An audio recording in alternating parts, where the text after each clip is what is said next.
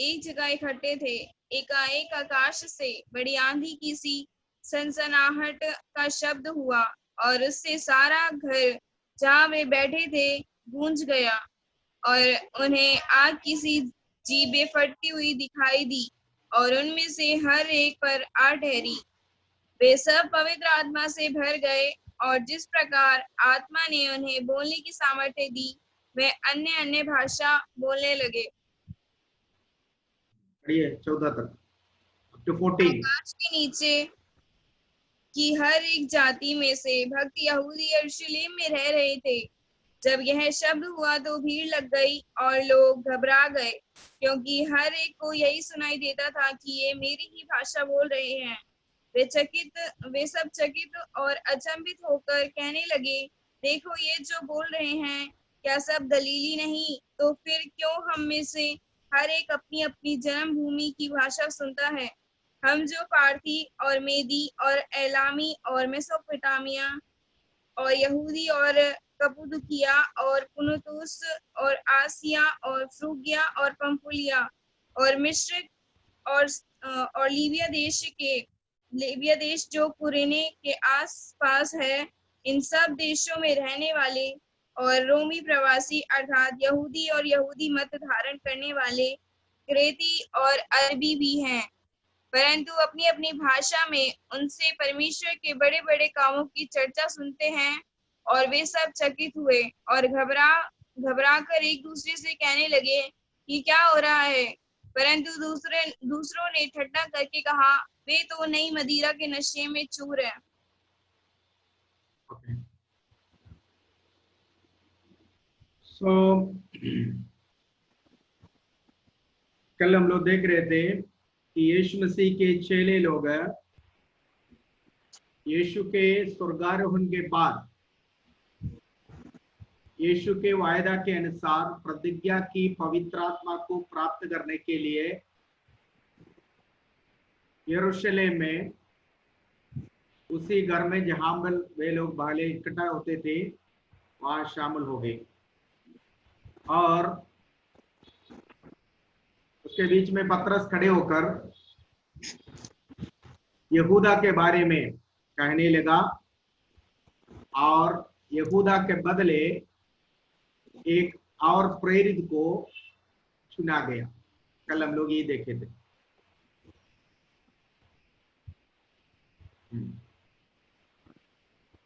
इसके बाद ये लोग प्रार्थना कर रहे हैं। अब यीशु मसीह स्वर्गारोहण किया, ये लोग प्रार्थना कर रहे हैं प्रभु के वचन के अनुसार। किस चीज के लिए? पवित्र आत्मा की प्राप्ति के लिए, पवित्र आत्मा की बपतिस्मा के लिए। क्योंकि यीशु ने कहा था कि यूहन्ना ने तो तुम्हें, पहले पढ़िए, पहला अध्याय का 5वें आयत को पढ़िए, 1 का 5 पढ़े, जल्दी जल्दी मेरे साथ साथ चलना। ओके। क्योंकि यूहन्ना ने तो पानी में बपतिस्मा दिया है, परंतु थोड़े दिनों के बाद तुम पवित्र आत्मा से बपतिस्मा पाओगे। ओके। यीशु मसीह ने स्वर्गारोहण से पहले चेलों को ये कहा, यूहन्ना ने तो तुम्हें पानी का बपतिस्मा दिया, लेकिन थोड़े दिनों के बाद तुम पवित्र आत्मा का बपतिस्मा पाओगे।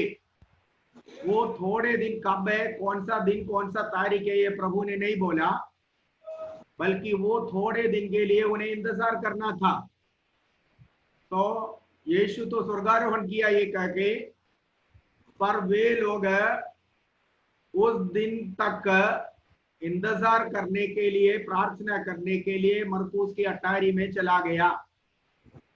इसी तरह ये लोग जब प्रार्थना कर रहे थे, प्रार्थना के बीच में मरकुस मत्तियास का चुनाव भी हुआ और पतरस ने पहला प्रचार वहां पर किया लोगों के बीच में खड़े होकर। उसके बाद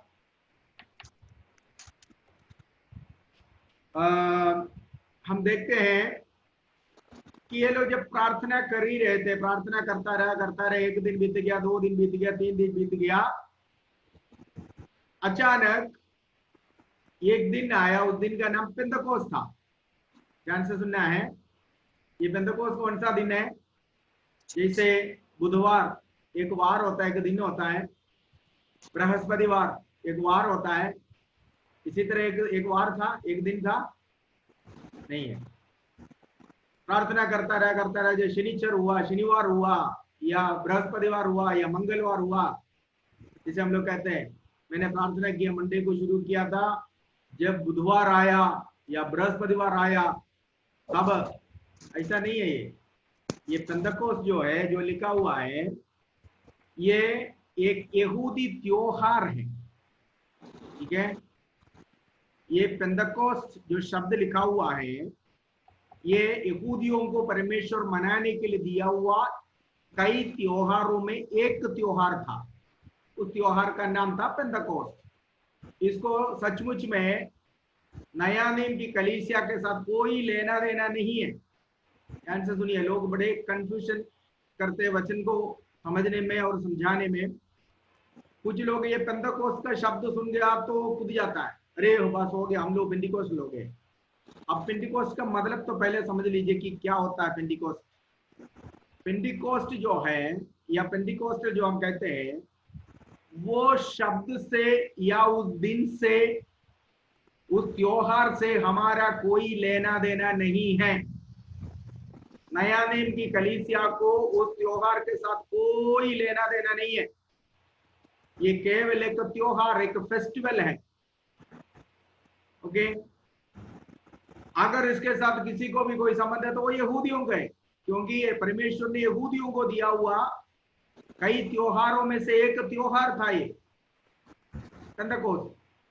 अब ये पेंतिकोस्त त्योहार क्या होता है, कब आता है, इसके बारे में ध्यान ले। उसके बाद हम देखेंगे कि इस दिन में क्या हुआ। यीशु मसीह का कलीसिया अभी तक स्थापित नहीं हुआ। यीशु ने कलीसिया के बारे में मत्ती 16:18 में वायदा किया कि मैं अपनी कलीसिया को बनाऊंगा, अधोलोक के फाटक उस पर प्रबल नहीं होंगे। उसके बाद आगे को कहीं भी यीशु मसीह के पुनरुत्थान तक जो है कलीसिया नामक शब्द हम लोग नहीं देखते। प्रभु ने वो कलीसिया जिसके बारे में जिक्र किया मत्ती 16:18 में, वो कलीसिया अभी स्थापित नहीं हुआ। प्रभु ने कुछ चेलों को चुना, प्रभु यीशु मसीह के वचन का प्रचारक होने के लिए। करीबन 120 लोग बैठे हुए उस सभा में पतरस ने प्रचार किया। ये 12 चेलों के अलावा यीशु मसीह के और भी कई चेले थे, ये सब सच है। लेकिन अभी तक कलीसिया जो है स्थापित नहीं हुआ, जबकि कलीसिया के बारे में वायदा, कलीसिया के बारे में वायदा प्रभु ने दिया था कि I will build my church, मैं अपनी कलीसिया को बनाऊंगा। पर वो कलीसिया अभी अस्तित्व में नहीं आया। चेले लोग प्रार्थना कर रहे, पवित्र आत्मा की बपतिस्मा जो यीशु ने कहा प्रेरितों के पुस्तक 1:5 में, थोड़े दिनों के बाद तुम पवित्र आत्मा से बपतिस्मा पाओगे। ध्यान से सुनिएगा, यीशु के 3.5 साल चलकर यीशु से करीबी रिश्ता रखा हुआ चेलों को पवित्र आत्मा की बपतिस्मा, वो भी इंतजार करके प्राप्त करना अगर अनिवार्य था, तो मेरे लिए और आपके लिए कितना अधिक इसकी जरूरत है। यूहन्ना के इंजील में हम लोग पढ़ते हैं, यीशु ने एक बार फूंक मारा और कहा लो पवित्र आत्मा। चेलों ने, शिष्यों के ऊपर यीशु ने फूंका। चेले या शिष्य जो है ये पवित्र आत्मा से अनजान नहीं है, ये जानते हैं।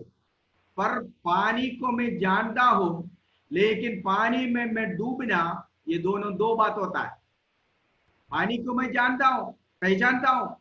एक गिलास पानी अगर मेरे हाथ में आए तो मैं हैंडल कर सकता हूं उसको, ठीक है, उससे केवल पहचान होती है। पर पानी में उतरना, पानी में तैरना, पानी में डूबना, वो पानी को पहचानता हूं, ये बातों से कहीं उसका मतलब बहुत दूर है, राइट।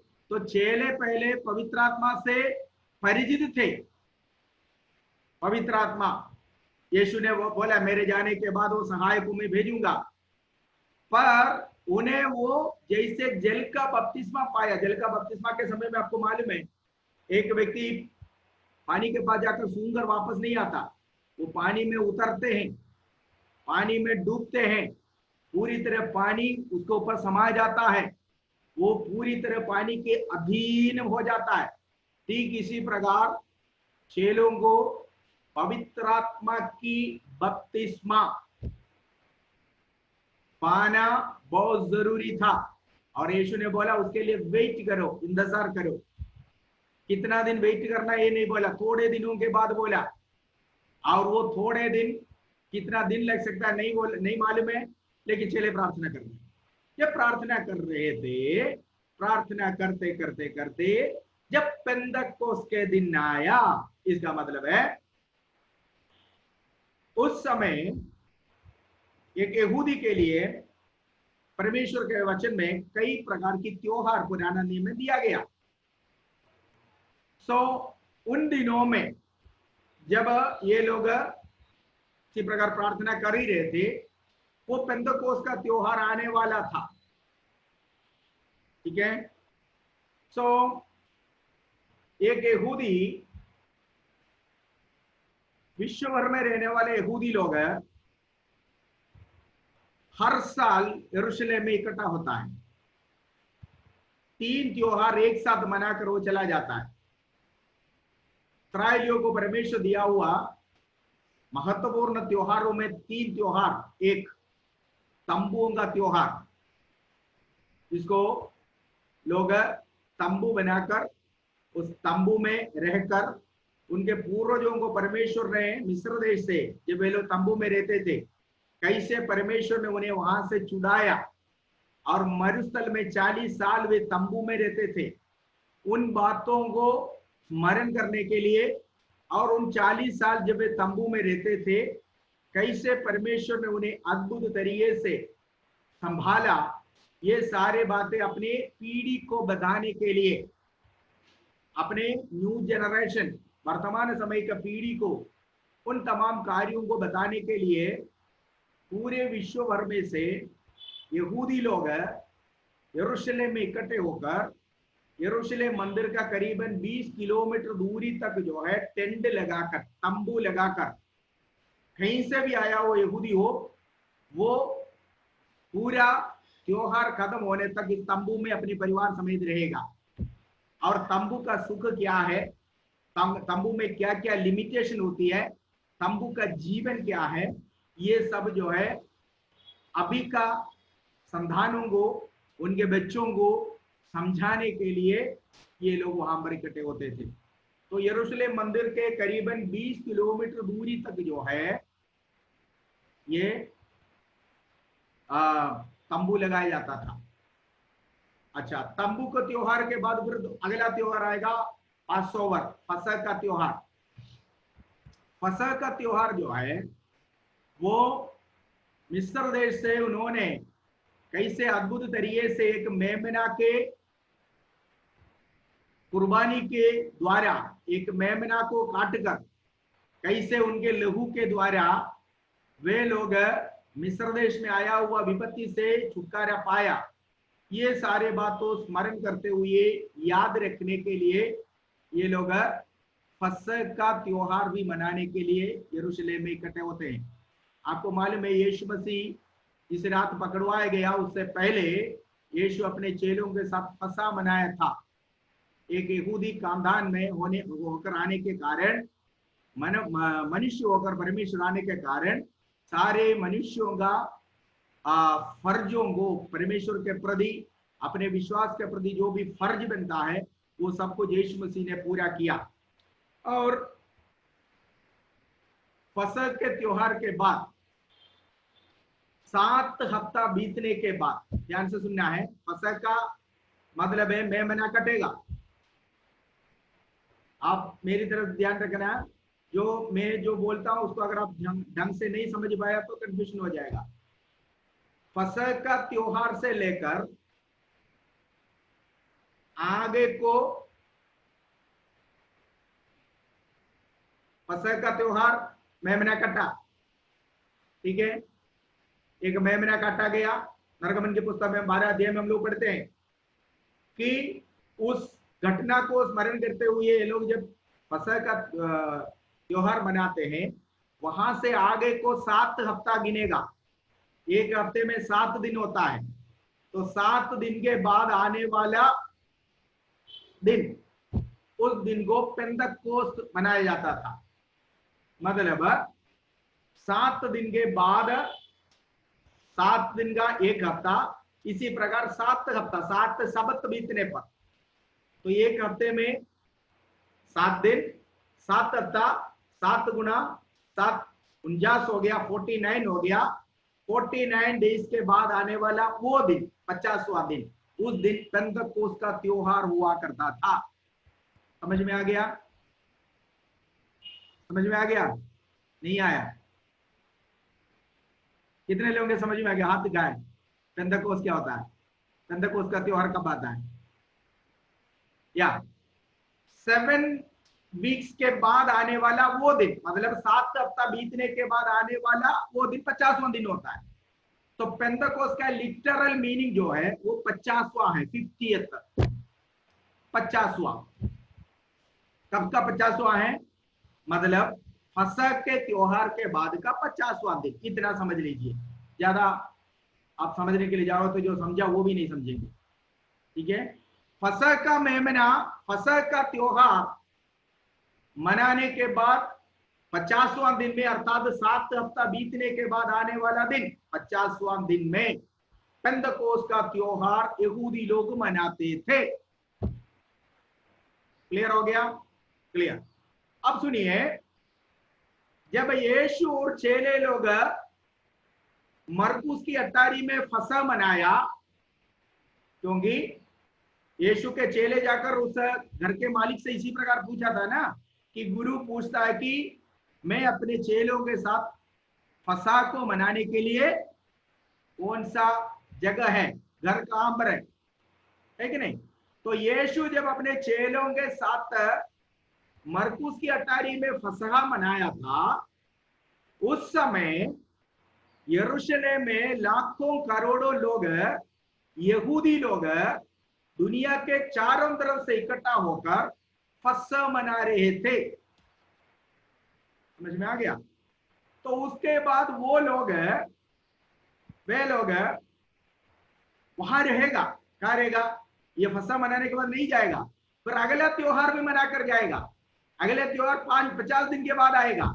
अगला त्योहार का नाम है पेंतकोस्त का त्योहार। तो वे लोग पेंतकोस्त के त्योहार के लिए इंतजार कर रहे थे। समझ में आ गया? यीशु त्योहार मनाया, फसह मनाया चेलों के साथ।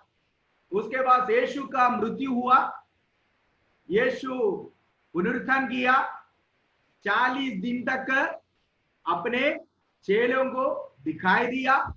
उसके बाद स्वर्गारोहण किया। स्वर्गारोहण करने के बाद चेले जब प्रार्थना कर रहे थे, तब वो फसह से लेकर अब तक 50 दिन पूरा हो गया था। जिस दिन 50 दिन पूरा हो गया, उस दिन जब वे शोर मचा रहे थे पेंतकोस्त का, उस दिन चेले लोग जहां पर बैठकर प्रार्थना कर रहे थे, वहां पर एक अद्भुत घटना घटी है। उसके बारे में ये जो हम लोग देखने जा रहे हैं,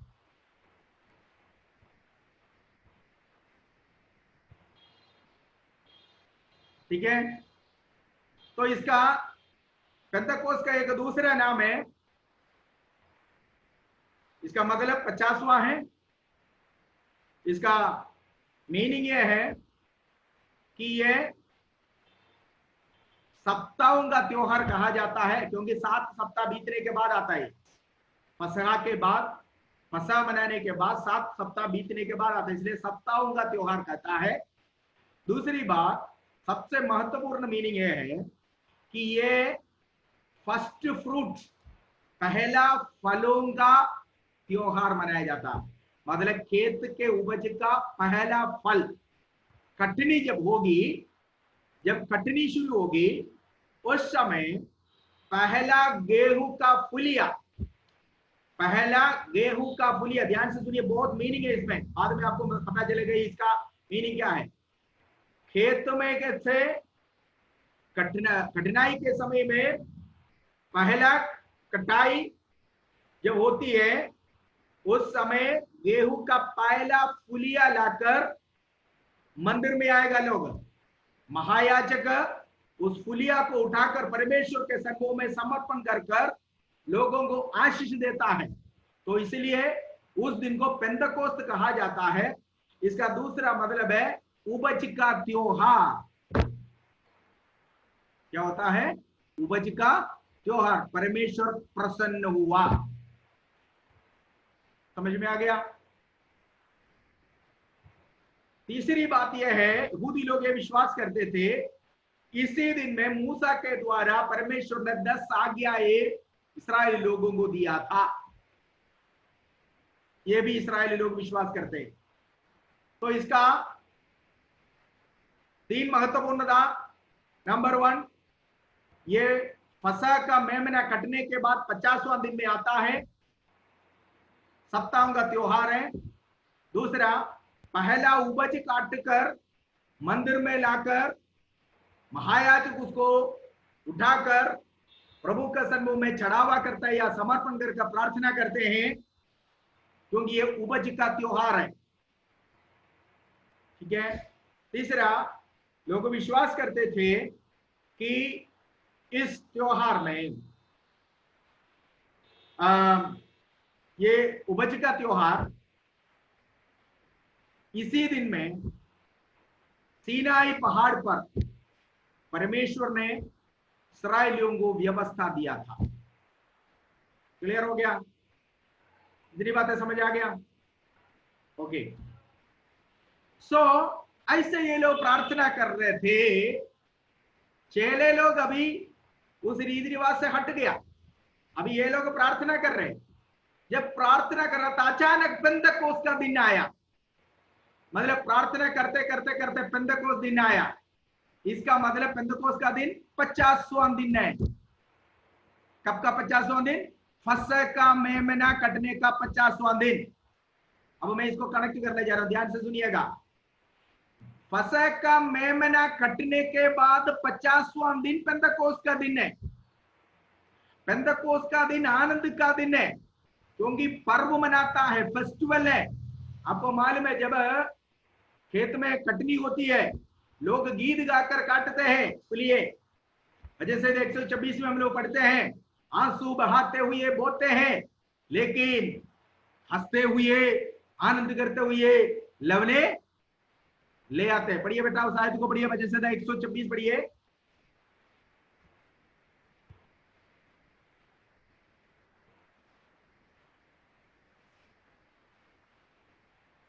तो 126 का 5 पढ़िए।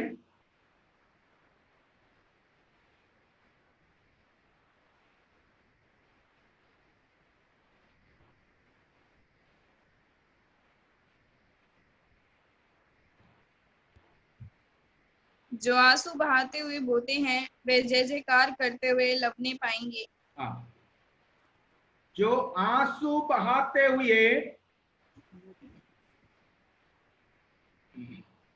बोते हैं, वो जय जयकार करते हुए लवने पाएंगे। पढ़ो पढ़ो पढ़ो पढ़ो। वे जय जयकार करते हुए लवने पाएंगे। वे जय जयकार करते हुए लवने पाएंगे। देखा? सो पेंतकोस्त का दिन उपज का त्योहार है। उस दिन रोने का नहीं, बल्कि आनंद का दिन है, आनंद का त्योहार है। ठीक है। अब ध्यान से सुनिए, इससे 50 दिन पहले एक फसह का त्योहार था। वो त्योहार दुख का त्योहार था, क्योंकि एक मेमना काटा गया। ध्यान से सुनिएगा, एक मेमना काटा गया। वो मेमना एक निष्कलंक मेमना था, जिसने कोई अपराध नहीं किया। नरगमन के पुस्तक 12 अध्याय में जब हम फसह के बारे में पढ़ते हैं, उस मेमने की 3 क्वालिटी वहां पर कहा हुआ है। नंबर 1, 1 साल का हो वो, निर्दोष हो, कोई झुर्री या कोई ब्लेमिश उसमें नहीं होना चाहिए। दूसरा वो नर हो, ठीक है, 1 साल का नर होना चाहिए, किसी प्रकार का ब्लेमिशनेस उसमें नहीं होना चाहिए, छुरी नहीं होना चाहिए, टेढ़े आंख वाला नहीं होना चाहिए, कान मुड़ा हुआ नहीं होना चाहिए, लंगड़ा नहीं होना चाहिए, बल्कि एक परफेक्ट मेमना। प्रभु ने बोला, इस्राएलियों को जब विधि दिया था, इस तरह के एक मेमना को तुम लोगों का महीने का, आबीब महीने का 10वां तारीख को उसको अलग करना है। 14 तारीख के शाम के वक्त परिवार का मुखिया उसको गला काटना है और उसकी लहू एक बर्तन में लेके जिस घर में तुम लोग रहोगे उसके डोर पोस्ट में और चौखट अलंकार में लगाना है, ठीक है, अंदर नहीं बाहर लगाना है, ये प्रभु ने कहा। क्योंकि मैं आज रात मिस्र देश से होकर जाऊंगा। पास ओवर का मतलब ये है, पास ओवर, मैं आज रात मिस्र देश से होकर जाऊंगा। जिन जिन घरों में मैं खून का निशाना देखूंगा उस घर को मैं पार करूंगा, इसलिए पास ओवर बोला। मैं ओवर राइट मैं पास करूंगा।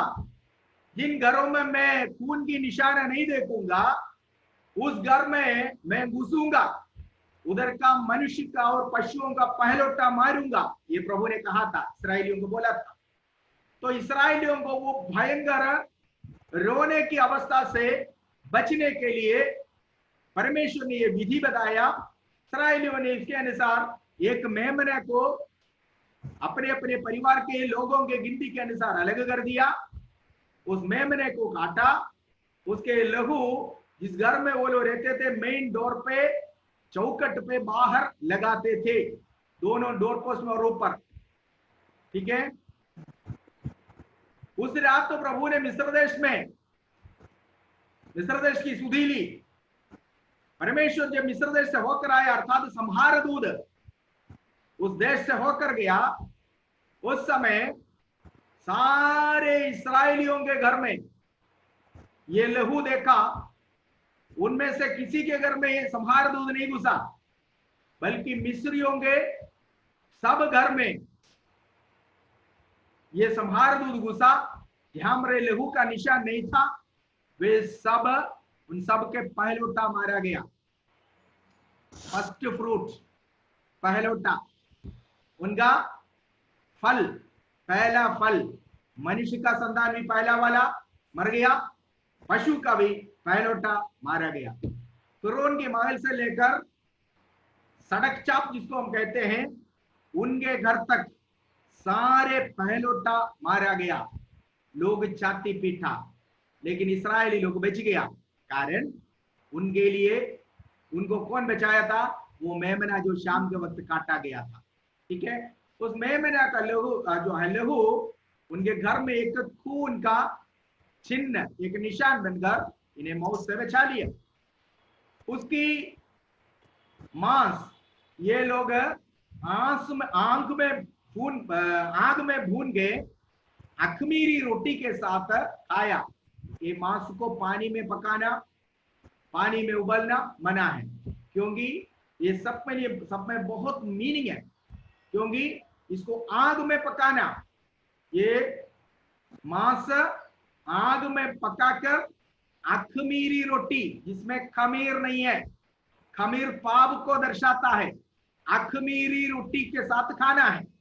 और ये आग जो है, ये आग परमेश्वर की क्रोध की आग को दर्शा रहा था। ध्यान से सुनिए, मानव जाति परमेश्वर इसके द्वारा एक विधि मनुष्य को दे रहा था कि सारे मानव जाति की पापों के खातिर परमेश्वर का पुत्र एक दिन एक मेमना होकर आएगा। वो परमेश्वर की आग के, क्रोध की आग के द्वारा गुजरेगा और परमेश्वर की क्रोध की आग में भून कर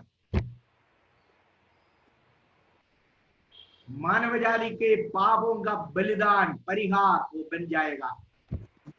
सो इस तरह एक मेमना काटा गया, उसको लोग फसह बोलते। यीशु मसीह स्वयं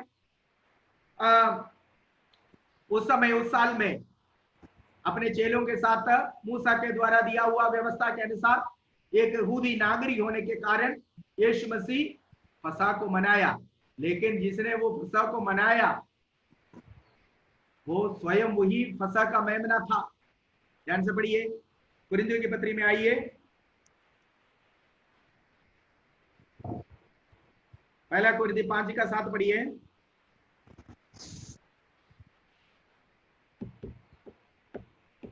पहला कुरिन्थी 5:7। पुराना खमीर निकाल कर अपने आप को शुद्ध करो कि नया गूंथा हुआ आटा बन जाओ, ताकि तुम अखमीरी हो, क्योंकि हमारा भी फसह जो मसीह है बलिदान हुआ है। हमारा भी फसह जो मसीह है बलिदान हुआ। नो, हमारा फसह का मेमना काटा गया, वो मसीहा है। अब ध्यान से सुनिए, सी यहूदी लोग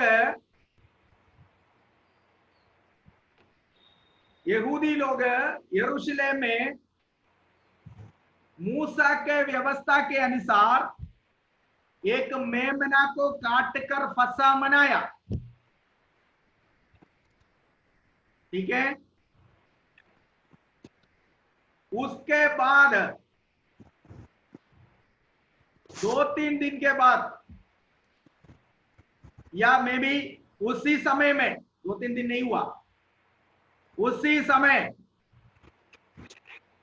परमेश्वर का असली मेमना भी काटा गया। यीशु फसह चेलों के साथ किया, उसकी उसी रात में यीशु पकड़ा गया, अगले दिन क्रूस पर चढ़ाया, यीशु मारा गया, गाड़ा गया। ठीक है, तो हकीकत में मूसा के द्वारा दिया गया कानून के अनुसार यहूदी लोग जब एक मेमना को काटकर फसह मनाया, उसी साल में परमेश्वर का असली मेमना सारे मानव जाति के खातिर काटा गया। उसके बारे में पौलुस यहाँ पर जो लिखा हुआ है, हमारा फसह का मेमना काटा गया। जिस साल यीशु मरा उस समय असली मेमना काटा गया,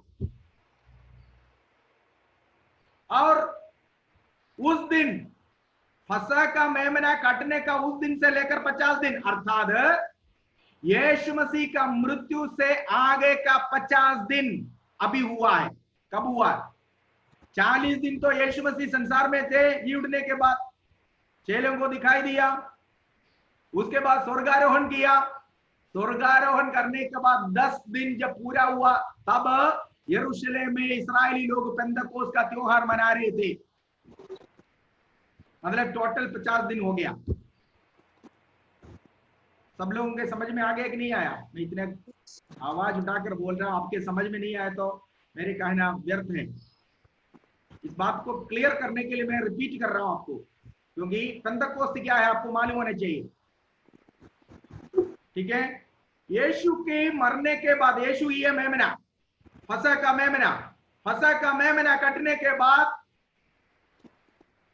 50वां दिन में, 40 दिन यीशु इस संसार में था, जी उठने के बाद स्वर्गारोहण कर 10 दिन हुआ, 10वां दिन में पूरा 50 दिन पूरा हो गया। उस दिन यहूदी लोग यरूशलेम में शोर मचा रहे थे, खुशी मना रहे थे। क्यों खुशी मना रहे थे? कि उस दिन मेमना कटने के बाद, फसह मनाने के बाद 50वां दिन में पेंतकोस्त का त्योहार है। पेंतकोस्त का त्योहार आनंद की त्योहार है। फसल काटते हैं, फसल कटा हुआ है, खुशी होती है, आनंद होती है, क्योंकि खेत की उपज आया हुआ है, पहला फल आया हुआ है, पहला फूली आया हुआ है। उसी दिन परमेश्वर अपना पहला फुलिया को भी, परमेश्वर अपना पहला फल को भी स्वर्ग में स्वीकार करते हुए उसके निशाने के तौर पर परमेश्वर अपने लोगों के ऊपर वायदा के अनुसार वायदा के पवित्र आत्मा को उसी दिन जब यरूशलेम में शारीरिक इस्राएल लोग रीति रिवाज के अनुसार जब वे पेंतकोस्त के त्योहार मना रहे थे, परमेश्वर अपने लोगों के ऊपर पवित्र आत्मा का वर्षा उसी दिन पेंतकोस्त के दिन में अपने चेलों के ऊपर उंडेल दिया है।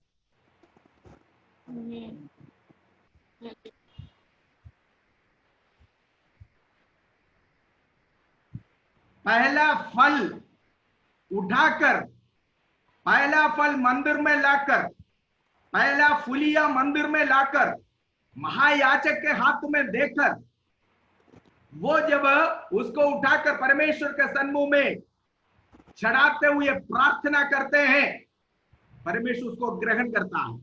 अगर ऐसा है तो स्वर्ग में भी इसी प्रकार परमेश्वर के खेत का या परमेश्वर बोया हुआ वो गेहूं का दाना, वो गेहूं का बीज बढ़कर उगकर पौधे होकर फल निकला, काटा गया, वो फुलिया स्वर्ग में पहुंचा दिया गया, पहुंच गया।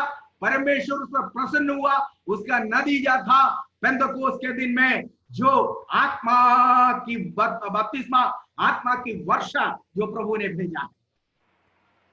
यीशु ने कहा, पढ़िए यूहन्ना 12 का, यूहन्ना 12 का 24 पढ़े।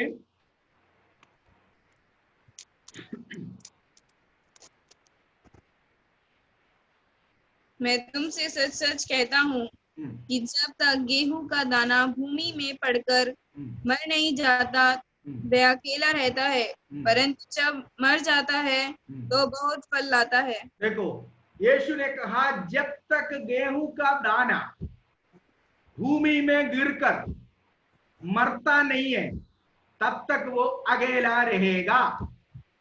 ठीक है, जब वो मरता है तब बहुत सा फल लाता है।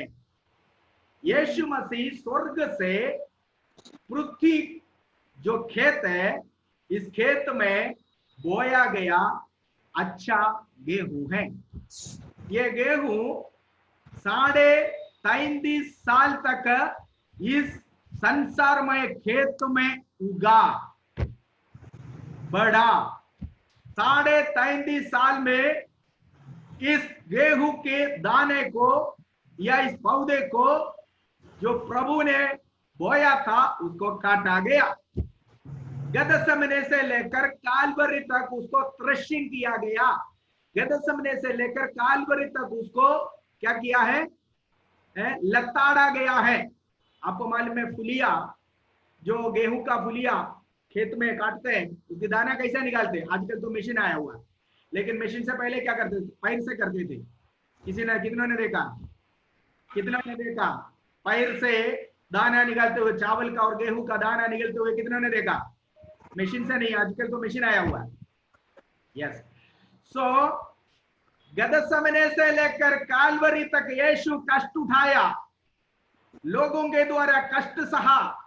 वो कष्ट एक फुलिया जैसे लताड़ के पैर से उल्टा सीधा करके उसको लताड़ के उसकी एक एक दाना निकाल देते हैं। ठीक इसी प्रकार वो गेहूं जो स्वर्ग से इस भूमि पर गिरा था, जो 33.5 साल बड़ा था, वो 33.5 साल में काटा गया है। गदसमने से लेकर कालवरी तक वो क्या किया है? मेदिक्यपेट्टू, थ्रेशिंग किया गया है, उसको लताड़ा गया है। आमीन। देन एक गेहूं का दाना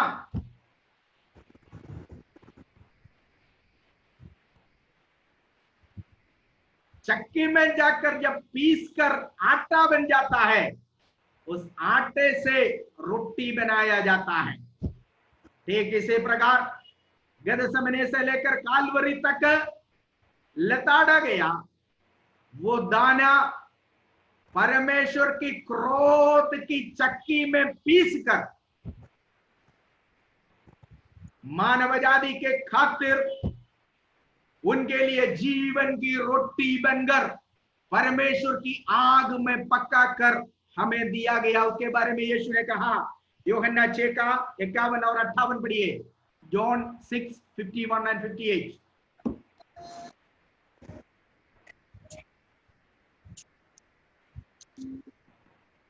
जीवन की रोटी जो हाँ। स्वर्ग से उतरी मैं हूँ, हम्म। यदि कोई इस रोटी में से खाए हाँ। तो सर्वदा जीवित रहेगा। हाँ। और जो रोटी मैं जगत के जीवन के लिए दूंगा हाँ। वह मेरा मांस है।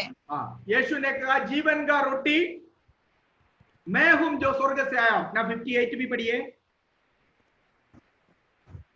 जो रोटी स्वर्ग से उतरी यही है, हाँ। उस रोटी के समान नहीं जिसे बाप दादाओं ने खाया और मर गए। जो रोटी स्वर्ग से उतरा वो यही है, मतलब मैं ही हूं, प्रभु कहता है। अब देखिए, वो गेहूं का दाना जो यूहन्ना 12:24 में प्रभु ने कहा स्वर्ग से गिरा, कहां गिरा? इस पृथ्वी, ये संसार की खेत में गिरा। स्वयंभू परमेश्वर मनुष्य के रूप लेकर मनुष्यों के बीच में रहा, यहां बढ़ा, यही काटा गया, गतसमने में पकड़ा गया, वहां काटा गया, गतसमने से लेकर कालवरी तक इसको त्रशिंग किया गया, कालवरी पर सलीब पर उसको चढ़ाया गया, परमेश्वर की क्रोध की चक्की में पीसा गया और परमेश्वर की आग में क्या किया? पक्का कर जीवन की रोटी बनकर हमारे लिए आया। ओके, अब मरा हुआ यीशु अगर मरा ही होते, जी नहीं उठते, तो हमारे यह प्रचार व्यर्थ होता। लेकिन फुलिया जब मंदिर में लाता है, परमेश्वर के भवन में लाते हैं, तब महायाजक उसको उठाकर स्वर्ग की ओर उठाकर प्रार्थना करते हैं। इसी प्रकार यीशु मसीह मृतकों में से पहलौटा होकर जी उठकर वो फुलिया जो काटा गया, वो फुलिया स्वर्ग में पिता परमेश्वर अपने हाथ में उठा लिया। पढ़िए 1 कोरिन्थी 15:23।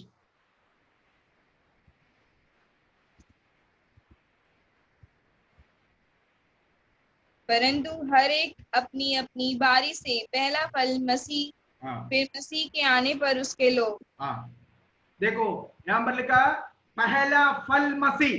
ध्यान से सुनिए, पेंतकोस्त का मतलब क्या है? पहला फलों का त्योहार मना रहे।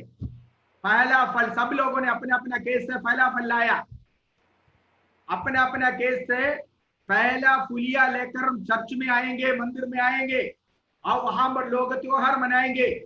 पेंतकोस्त पहला फलों का त्योहार का सॉरी पहला फलों का त्योहार है।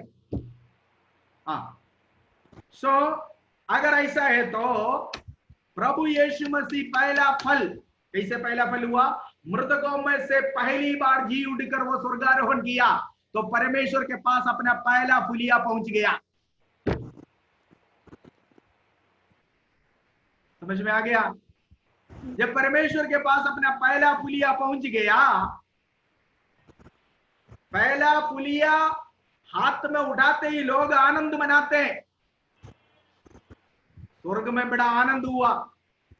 उसका नतीजा था, उसके नतीजा के तौर पर चेलों के ऊपर पवित्र आत्मा की वर्षा परमेश्वर ने उंडेल दिया। समझ आ गया? समझ आ गया? तो पेंतकोस्त एक त्योहार है जो यहूदियों को परमेश्वर ने दिया था, और इस त्योहार के दिन में जब यरूशलेम में शारीरिक इस्राएली लोग ये त्योहार जब मना रहे थे, वहां पर 1.5 किलोमीटर दूरी पर मरकुस की अटारी में एक छोटा सा कमरे में बैठकर आराधना किया हुआ लोगों के ऊपर एक अद्भुत घटना घटी है। यह है पेंतकोस्त के दिन। ये पेंतकोस्त का दिन कौन सा है?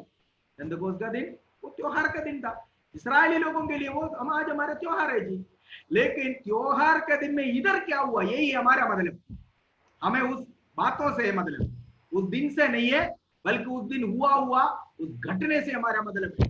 उस दिन में क्या हुआ? पढ़िए, हाँ, 2 का पहले आयत को पढ़िए अभी। जब पेंतेकुस्त का दिन आया तो वे सब एक जगह इकट्ठे थे। हाँ। एकाएक आकाश से बड़ी आंधी की सी सनसनाहट का शब्द हुआ हाँ और उससे सारा घर जहाँ वे बैठे थे गूंज गया। हाँ। और सी, उन्हें हाँ रुकिए रुकिए, एक एक करके आएंगे, आगे बढ़ेंगे। सी, जब इस तरह इस दिन में जब ये लोग इकट्ठे हुए थे, एकाएक लिखा हुआ है इंग्लिश में, सॉरी ग्रीक में उसको फेरो लिखा हुआ। फेरो, फेरो का मतलब है तूफान जैसे आता है, अनएक्सपेक्टेड टाइम में, प्रतीक्षा ही नहीं है किसी को, अचानक आ पड़ा।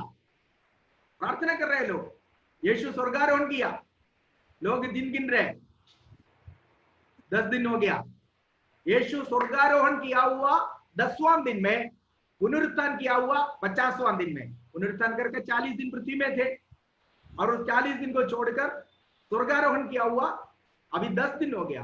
10 दिन के बाद कुल मिला के 50वां दिन, अर्थात यीशु मसीह पुनरुत्थान करने के 50वां दिन में, कुदरती उस दिन यरूशलेम में शारीरिक यहूदी लोग पेंतकोस्त का त्योहार मना रहे थे।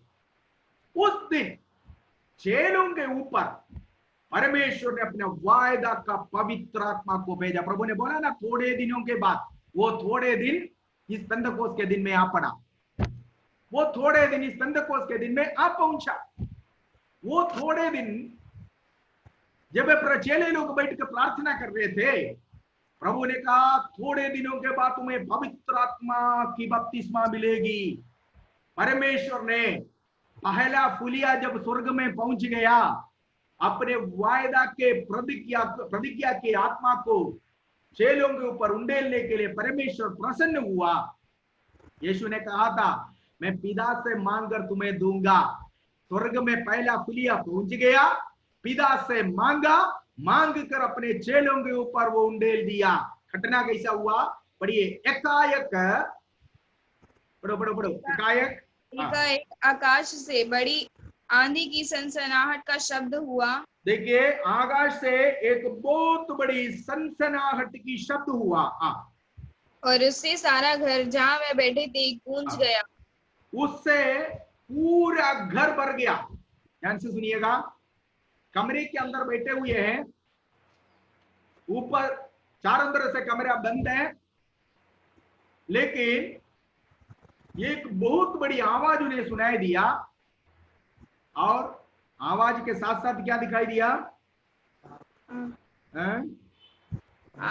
आग की जीभें फटती हुई दिखाई। जिस घर में वो लोग बैठे हुए थे, पूरे घर में आग की ज्वाला दिखाई दिया,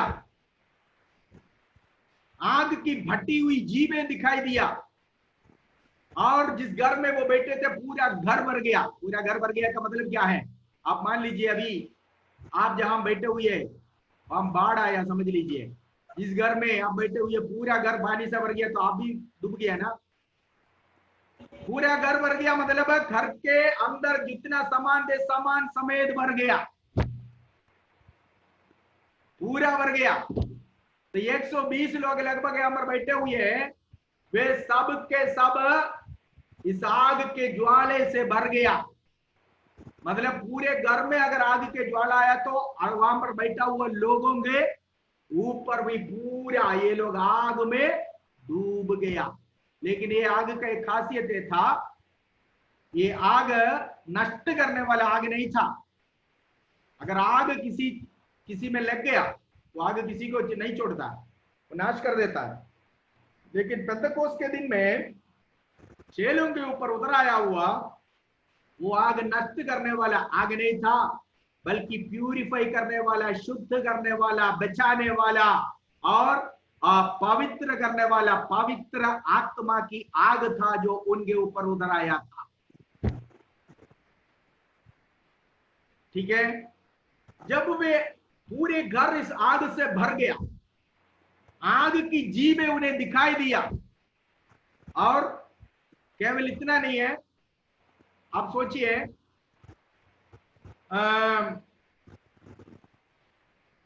नदी में आप उतरे हो, जब आप नदी में उतरे तो अचानक आपका पैर स्लिप हो गया, आप चला गया खाई में, तब क्या करेंगे? क्या करेगा बोलो? डूब जाएंगे। ऐसा टाटा हिला आज से टाटा बाय बाय बोल के डूबेगा? क्या करेगा? मुझे बचाओ, मुझे बचाओ, मुझे बचाओ, चिल्लाएगा कि नहीं चिल्लाएगा? चिल्लाएगा। यही चिल्लाना वहां पर उस घर में भी हुआ। उन्होंने वे जब सारे पवित्र आत्मा से भर गए, घर भर गया तो वे भी भर गया, सारे पवित्र आत्मा से भर गया। जब पवित्र आत्मा से भर गया तो इसका मतलब नहीं ऐसा लगा कि ये आत्मा की बहाव में ये बह जा रहा है, इसलिए जैसे उन्हें सामर्थ्य मिला वे एक सारे लोग एक भाषा नहीं बल्कि वे अन्य अन्य भाषा में बोलने लगे।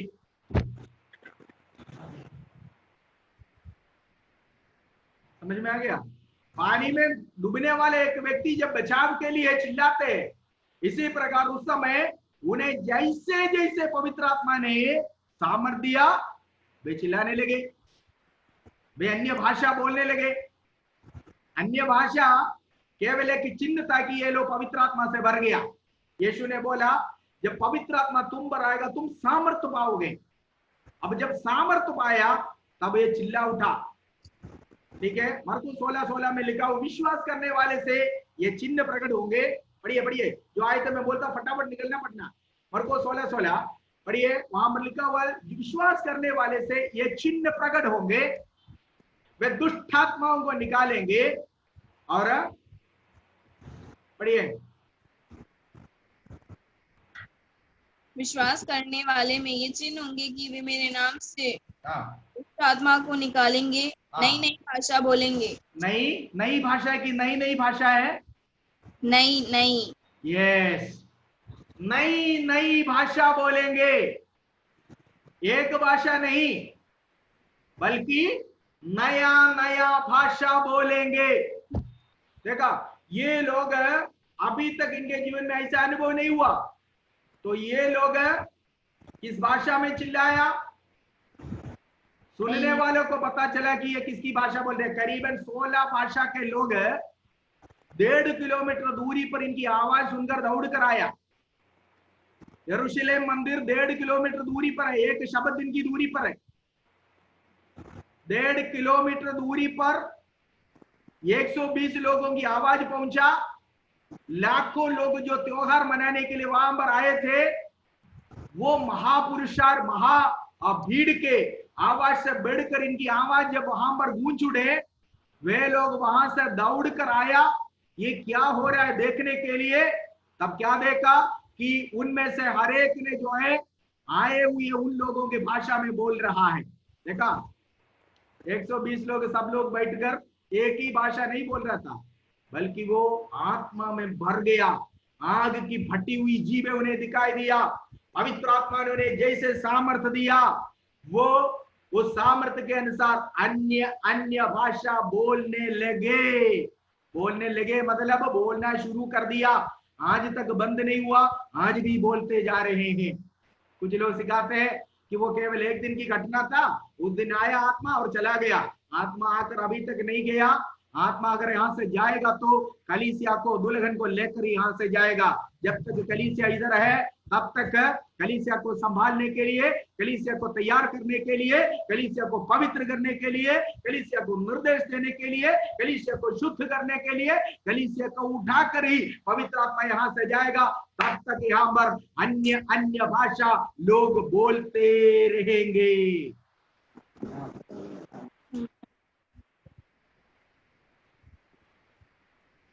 जैसे आत्मा ने उन्हें सामर्थ्य दिया, वे अन्य अन्य भाषा बोलने लगे। ठीक है, तो एक भयंकर घटना वहां पर हुआ।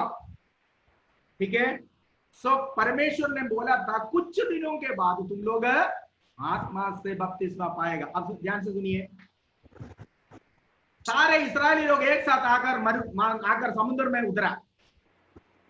मूसा कहता है जब समुद्र में उतरा वो बपतिस्मा हुआ है।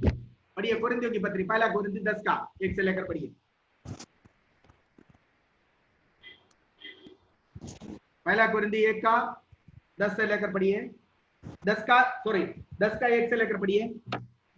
हे भाइयों, मैं नहीं चाहता कि तुम इस बात से अनजान रहो कि हमारे सब बाप दादे बादल के नीचे थे और सब के सब समुद्र के बीच से पार हो गए और सब ने बादल में और समुद्र में मूसा का बपतिस्मा लिया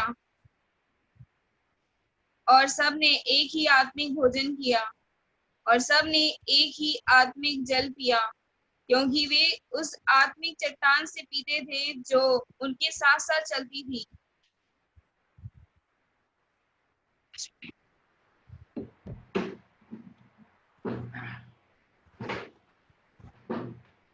और वह चट्टान मसीह था। पहला कुरिन्थी 10 का 1 से लेकर पढ़ा है 3 तक। यस। सी यहाँ पर पौलुस कहता है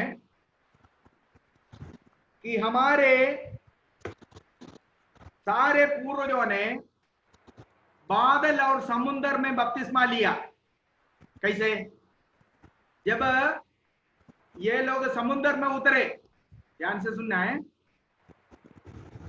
समुद्र में उतरे, दोनों साइड पानी, नीचे सूखी जमीन, ऊपर बादल, ठीक है। एक कॉफिन, एक डेड बॉडी रखने वाला जो बॉक्स होता है ना, बिल्कुल इसी तरह परमेश्वर ने उसको चारों तरफ बंद कर दिया था। समुद्र में उतरते वक्त पानी दो भाग हो गया, दोनों साइड में पानी, नीचे बंद है, ऊपर बंद है, ठीक है। एक डेड बॉडी जैसे हम लोग बॉक्स के अंदर रखकर दफनाते हैं, इसी प्रकार ये लोग समुद्र और बादल के द्वारा दफनाया गया, मतलब दोनों के बीच में आ गया था। तो ठीक इसी प्रकार 120 लोग जो मरकुस के अटारी में बैठे हुए हैं, पेंतकोस के दिन में पवित्र आत्मा की भरपूर सामर्थ्य बड़ा बांध जैसे टूट कर गिरता, इसी प्रकार जब उनके ऊपर गिरा वो पूरा घर आत्मा से भर गया। जहां पर ये लोग बैठे हुए थे पूरा घर को भर दिया। लोग देख रहे कि आग की ज्वाला लिपटे हुए जीव दिखाई दे रही है, ठीक है। और वे सबने व्यक्तिगत तौर से भर गया, साथ साथ वो पूरा घर भर गया। मतलब पूरा घर भर गया तो समझ लीजिए कि एक घर को एक टैंक के रूप में आप समझ लीजिए, कल्पना कीजिए, पूरे टैंक में पानी या आग, उसके अंदर एक व्यक्ति को डाल दिया गया या उसके अंदर बैठा हुआ व्यक्ति, ऊपर नीचे साइड में चारों तरफ इस आत्मा की आग से वो घेरे हुए हैं। मतलब पूरी तरह वो इस आत्मा में डूब गया। जैसे बपतिस्मा के पानी के बपतिस्मा के समय एक व्यक्ति पूरी तरह पानी में डुबाया जाता है, पानी उसको ऊपर समाया जाता है, ठीक इसी प्रकार परमेश्वर ने, प्रभु यीशु मसीह ने किया हुआ वायदा, यूहन्ना ने तो तुम्हें पानी का बपतिस्मा दिया, कुछ दिनों के बाद तुम आत्मा की बपतिस्मा पाओगे। तो आत्मा से उन्हें भरपूर कर दिया, पूरी तरह आत्मा के नदी में डुबकी लगाया, पूरी तरह वे सब के सब आत्मा के नदी में जब डूब गया, वे लोग चिल्लाए।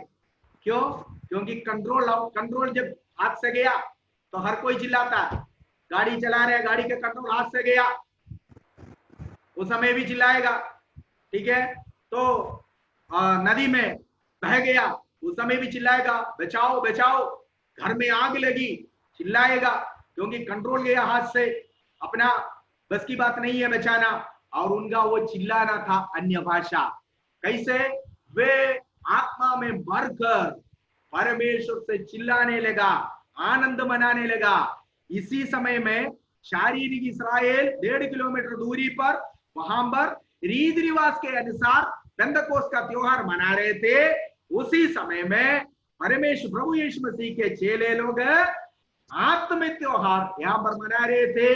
पहला फुलिया यीशु मसीह स्वर्ग में पहुंच गया और उसके बाद उसने अपने पिता से पवित्र आत्मा का वरदान को मांग कर अपने चेलों के ऊपर एक बहुत बड़ा, मान लीजिए, फकरा नंगल बांध टूट गया, इसी प्रकार लोगों के ऊपर आत्मा की नदी आ बरसने लगा।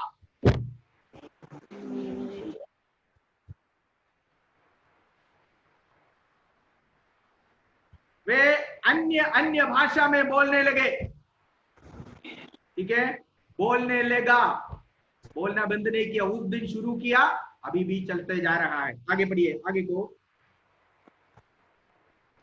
प्रेरितों की पुस्तक। हाँ, और उन्हें आग की सी जीभें फटती हुई दिखाई दी और उनमें से हर एक परा ठहरी।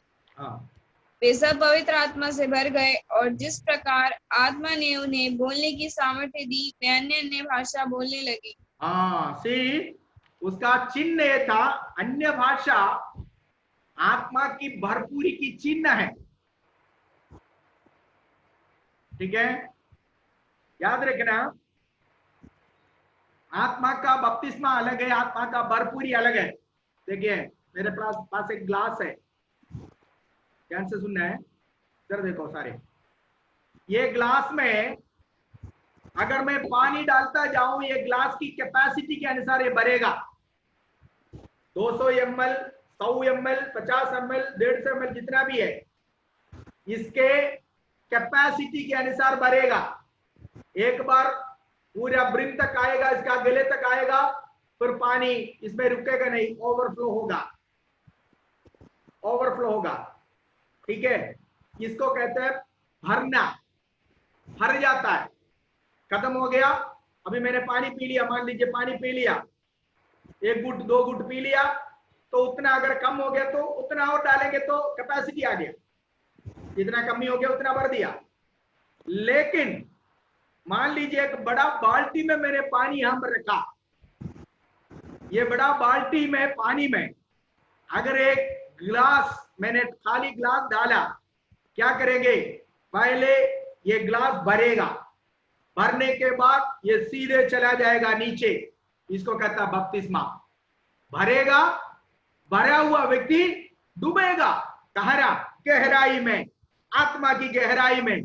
आत्मा की गहराई में जब डूबेगा वो ग्लास, अभी इस ग्लास के बाहर पानी नहीं है, नीचे पानी नहीं है, ऊपर पानी नहीं है, ये ग्लास एक भरा हुआ पानी के बर्तन में, सॉरी बाल्टी में, जब बाल्टी में पानी भरकर उसमें अगर मैं खाली ग्लास डालूं तो ये ग्लास के नीचे भी पानी, ऊपर भी पानी, साइड में भी पानी, अंदर भी पानी, मतलब समूल पानी, पूरा पानी, अंदर बाहर ऊपर नीचे सब पानी, इसको कहते हैं बपतिस्मा।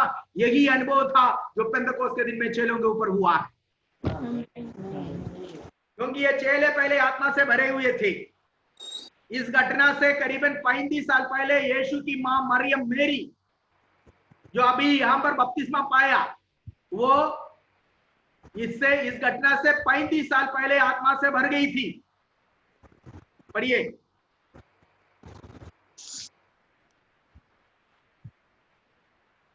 लूका 1:45 से लेकर पढ़िए, लूका 1:45 से। धन्य है वे जिसने विश्वास किया कि जो बातें प्रभु की ओर से उससे कही गई वे पूरी होगी। तब मरियम ने कहा, मेरा प्राण प्रभु की बड़ाई करता है और मेरी आत्मा मेरे उद्धार करने वाले परमेश्वर से आनंदित हुई, क्योंकि उसने अपनी दासी की दीनता पर दृष्टि की है। इसलिए देखो, अब से सब युग युग के लोग मुझे धन्य कहेंगे, क्योंकि उस शक्तिमान ने मेरे लिए बड़े बड़े काम किए हैं। उसका नाम पवित्र है। और इनफ इनफ, बहुत सुनिए, इधर सुनिए।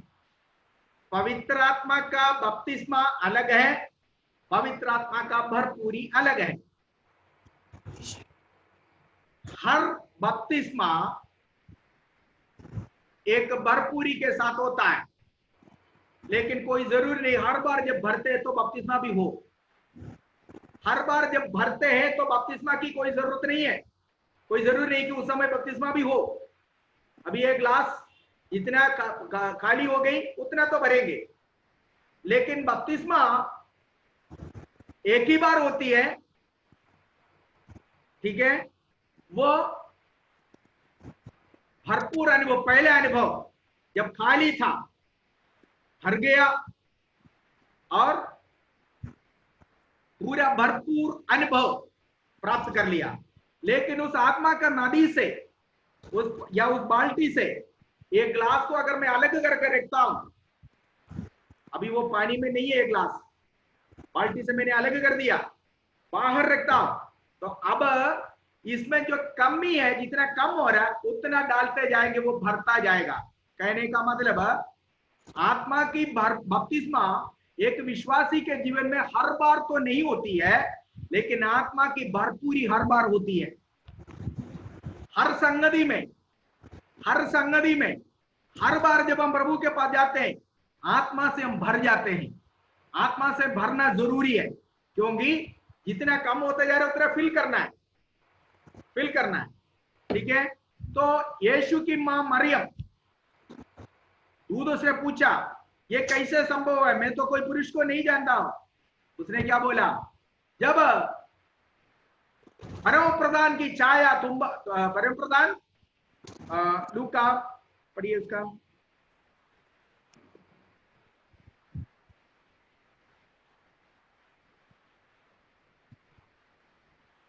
परमेश्वर की सामर्थ्य उस पर छाया करेगा, शायद को पढ़िए। पवित्र आत्मा तुझ पर उतरेगा और परम प्रधान की सामर्थ्य तुझ पर छाया करेगी। सुनिए, पवित्र आत्मा तुझ पर उतरेगा और परम प्रधान की छाया, परम प्रधान की छाया, हाँ, सामर्थ्य की छाया, सामर्थ्य तुझ पर छाया करेगा। देखो, जब पवित्र आत्मा तुम पर उतरेगा,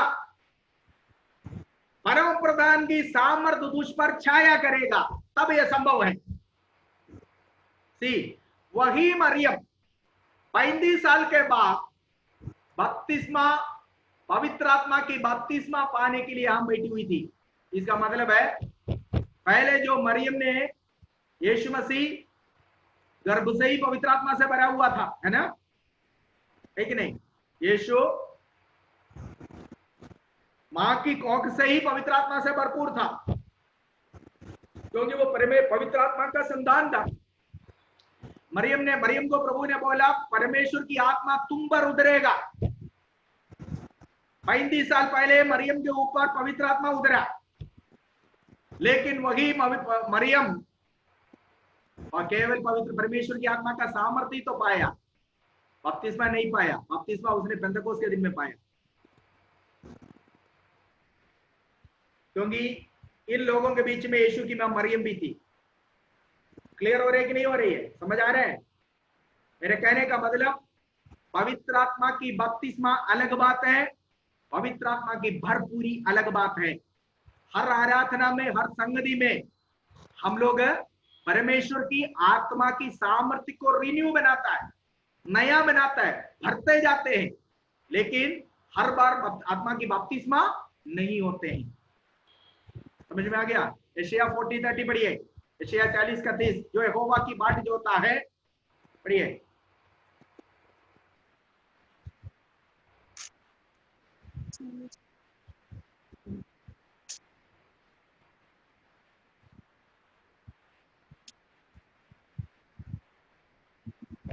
यशायाह 40:30। तरुण, हाँ हाँ वही है, पढ़ो जल्दी करो। तरुण तो थकते और श्रमित हो जाते हैं और जवान ठोकर खाकर गिरते हैं, परंतु जो यहोवा की बाट जोते हैं वे नया बल प्राप्त करते जाएंगे। जो यहोवा के बाट जोते हैं वो नया बल प्राप्त करते जाएंगे। देखा, they that wait upon the Lord shall renew their strength। जो लोग प्रभु की बाट जोते, प्रभु के लिए इंतजार करते हैं, वे अपना बल नया प्राप्त करते रहेगा। मतलब क्या है?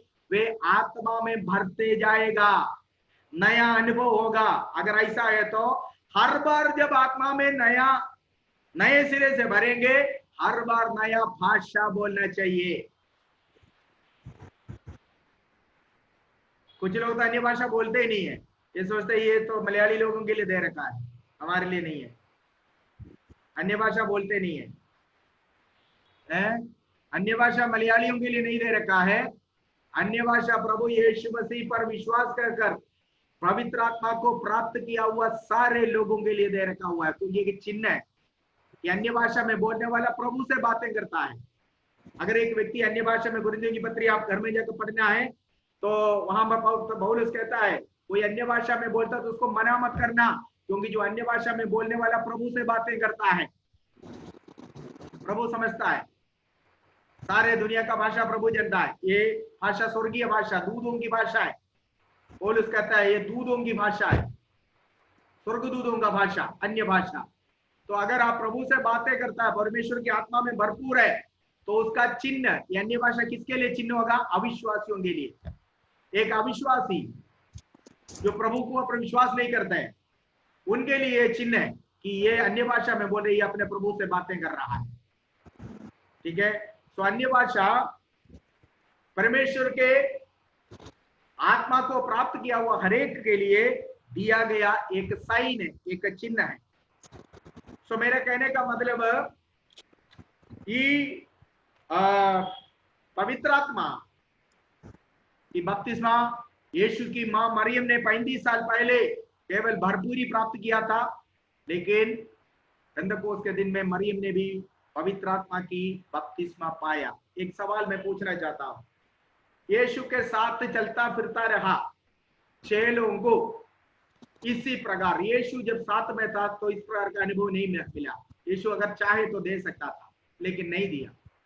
तो यीशु की साथ चला हुआ प्रेरितों को, चेलों को सेवकाई में उतरने से पहले, कलीसिया का स्थापना होने से पहले, अगर इस प्रकार की एक अनुभव की जरूरत थी कि आगे को सेवा करने के लिए, वचन प्रचार करने के लिए, कलीसिया को संभालने के लिए, तो हमारे लिए क्या जरूरी है कि नहीं? हमारे लिए कितना अधिक जरूरी है। लेकिन आज कितने प्रतिशत पास्टर्स है जो पवित्र आत्मा से भरपूर है? कितने प्रतिशत पास्टर्स अन्य भाषा बोलते हैं? नहीं बोलते। सारे विश्वासीगण जब आराधना करते हैं तो पार्टी के जेब में हाथ डाल के खड़े रहेंगे। सो इंतजार कर कर, प्रभु के सन्मुख में ठहर कर, 10 दिन की इंतजार के बाद उन्हें मिला। यीशु के स्वर्गारोहण के बाद 10 दिन बैठकर प्रार्थना की है। 10वां दिन में यह घटना हुआ। 10वां दिन में यह पवित्र आत्मा की वर्षा, पवित्र आत्मा की बारिश उनके ऊपर हुआ।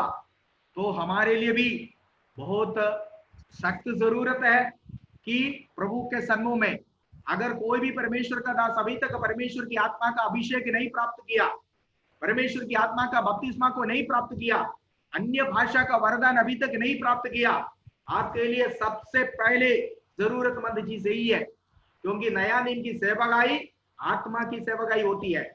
अक्षर मारता है, आत्मा जिलाता है। नया नियम की सेवकाई अक्षरों की सेवकाई नहीं, आत्मा की सेवकाई है। इसलिए पवित्र आत्मा की भरपूरी, पवित्र आत्मा की सामर्थ, पवित्र आत्मा की बपतिस्मा, पवित्र आत्मा की वरदान, उसका चिन्ह अन्य भाषा आपको प्राप्त करना बहुत जरूरी है। इसके बिना आपका सेवकाई पत्थर में लगे हुए वचनों के अनुसार अक्षरों की सेवकाई होगी। अक्षर मारता है पर आत्मा जिलाता है। सामर्थी एक प्रेरित बनना चाहता है तो प्रेरित पौलुस, योहन्ना और पत्रस के द्वारा प्रकट हो गया हुआ सामर्थ की सेवकाई, चिन्ह और चमत्कार की सेवकाई आपके द्वारा यदि परमेश्वर करना है तो उसका रिसोर्स आपके पास होना चाहिए, अर्थात पवित्र आत्मा का सामर्थ आपके अंदर होना चाहिए। आप आपके बल पर कुछ नहीं कर सकता है। आपके बल पर आपके muscle power, man power, money power कुछ नहीं कर सकता। परमेश्वर की सेवा करने के लिए आपको आत्मा की सामर्थ्य की जरूरत है, चाहिए। अगर आपके पास कुछ भी नहीं है लेकिन आत्मा के सामर्थ्य है तो आप सब कुछ कर सकता है। प्रेरित पौलुस कहता है, I can do all things through Christ who strengthens me। मैं प्रभु यीशु मसीह के द्वारा सब कुछ कर सकता हूँ जो मुझे सामर्थ्य देता है। तो आत्मा का सामर्थ्य के द्वारा ही आत्मा की सेवकाई कर सकता है।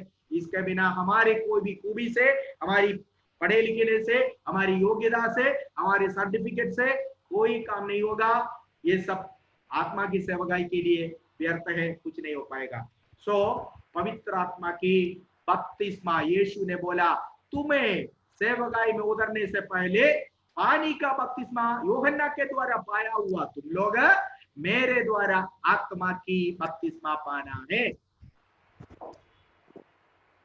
सो प्रभु के सन्मुख में ठहरिए, ठहर कर उस आत्मा का बपतिस्मा को प्राप्त करने के लिए समय को अलग कीजिए। चेलों के ऊपर, चेलों के वायदा के अनुसार परमेश्वर ने, प्रभु ने अपने आत्मा की बपतिस्मा दिया, इसी प्रकार आपको भी ये सामर्थ्य बपतिस्मा की जरूरत है। वर्ष 4 पढ़िए, 2:4। वे सब पवित्र आत्मा से भर गए और जिस प्रकार आत्मा ने उन्हें बोलने की सामर्थ्य दी, वे अन्य भाषा बोलने लगे। देखो, जिस प्रकार आत्मा ने उन्हें बोलने की सामर्थ्य दिया, देखा, ये लोग अपने आप बनाया हुआ कोई भाषा नहीं था, अक्कड़ बक्कड़ नहीं था जो आज हम सुनते हैं, ठीक है। आत्मा ने उन्हें जो बोलने के लिए सामर्थ्य दिया उसके अनुसार, मतलब कंट्रोलर आत्मा है, उनकी जीभ को, उनके टंग को आत्मा ने कंट्रोल किया। अपने मर्जी से वो कुछ नहीं कर सका, बल्कि जो कुछ उन्होंने कहा है वो प्रभु की आत्मा से और प्रभु की आत्मा में होकर था। आत्मा ने उन्हें जैसे बोलने को सामर्थ्य दी, इसी प्रकार वे अन्य भाषा में नहीं, अन्य अन्य भाषा बोलने लगे। सब लोगों ने मिलकर एक भाषा नहीं बोला, बल्कि सब लोगों ने अलग अलग भाषा बोला, और वो उनका अपना भाषा नहीं था, उनका अपना भाषा नहीं था। ये किसका भाषा था? ये किसका भाषा था? अभी आगे 15-16 आयत जब हम पढ़ेंगे तब पता चलेगा। सुनने वाले आकर बोल रहे कि ये तो मेरा भाषा बोल रहा है, ये तो मेरा भाषा बोल रहे, ये तो मेरा भाषा बोल रहा है। 1.5 किलोमीटर दूरी पर बैठा हुआ लोग ये आवाज सुनकर, इनके इस आराधना के गूंज इतनी भयानक थी, 1.5 किलोमीटर दूर तक पहुंच गया। वहां से लोग दौड़ कर आया, आकर देखा तो ये लोग गलील के साधारण लोग होकर ये कैसे मेरा भाषा बोल रहे हैं। दुनिया के चारों कोने से फसा मनाने के लिए, तंबू का त्योहार मनाने के लिए आया वो यहूदी लोग यरूशलेम में थे, वो सब इकट्ठा होकर कह रहे, रे ये तो फ्रेंच बोल रहा है, मैं तो फ्रेंच से आया, मैं फ्रेंच बोलता, ये तो मेरा भाषा बोल रहा है, ये तो मेरी भाषा बोल रहे, ये तो मेरा भाषा बोल रहे हैं। ऐसे करके लोग कहने लगा, कारण उन्होंने जो बोला उनका अपना भाषा नहीं था, बल्कि आत्मा ने उन्हें जैसे सामर्थ्य दिया वैसे अन्य अन्य भाषा बोलने लगे। हर संगति में, हर मीटिंग में, हर आराधना में हमें नया भाषा बोलना चाहिए, नया भाषा। हर बार जब हम प्रभु के सन्मुख में जाते, हर बार जब हम प्रभु के सन्मुख में ठहरते, पुदु भाषागल संसारिक, नया भाषा बोलेंगे, नया नया भाषा। हर संगति में नया नया भाषा होने चाहिए, नया नया भाषा होने चाहिए। हर मीटिंग में जब हम भाग लेते हैं, एक नया अनुभव, नया भाषा। सुबह जो आराधना में मैंने जिस अन्य भाषा में, जिस भाषा के द्वारा प्रभु से बातें की, वो भाषा नहीं होने चाहिए शाम के वक्त जब मैं प्रभु के सन्मुख में ठहरता हूँ तब जो बोलता हूँ। मतलब हर संगति में नई नई भाषा यही होने चाहिए, क्योंकि वचन यही कहता, वे नए नए भाषा बोलने लगे, ठीक है, और आगे तक ये ऐसा चलता रहेगा। सो जैसे आत्मा ने उन्हें सामर्थ्य दिया, वे नई नई भाषा बोलने लगे, ठीक है। बोलने लगे लिखा है, बोला नहीं, बोला है तो पास्ट टेंस है, खत्म हो गया, लेकिन बोलने लगा मतलब आज भी बोल रहा है। बोलने लगा, आज भी बोल रहा, कल भी बोलेंगे, परसों भी बोलेंगे, जब तक पवित्र आत्मा इस संसार में है तब तक बोलते रहेंगे, ठीक है। वी विल स्टॉप हियर, क्योंकि अगले आयत अगर पढ़ेंगे तो फिर लंबा जाएगा, इसलिए वी विल स्टॉप हियर। कल